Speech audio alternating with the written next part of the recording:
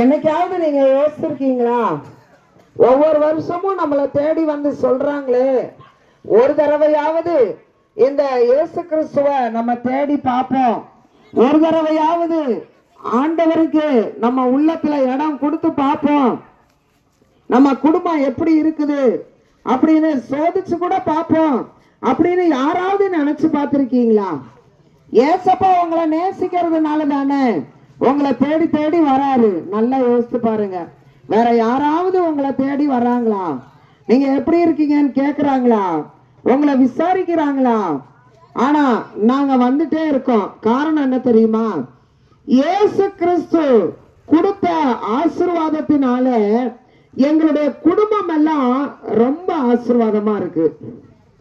இயேசு கிறிஸ்துவை தேடினபடியினால எங்க குடும்பத்துல இருக்கிற சாபம் எல்லாம் மாறி இப்போ ஆசீர்வாதமா நாங்க இருக்கோம்.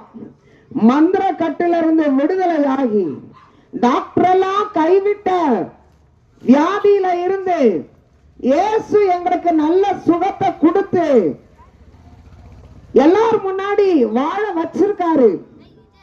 அந்த சந்தோஷம் உங்களுக்கும் வேணும் அப்படிங்கிறதுக்காகத்தான், நீங்களும் நல்லா இருக்கணும் அப்படிங்கிறதுக்காகத்தான் அந்த நல்ல செய்திய உங்களுக்கு சொல்றதுக்காக வரோம்.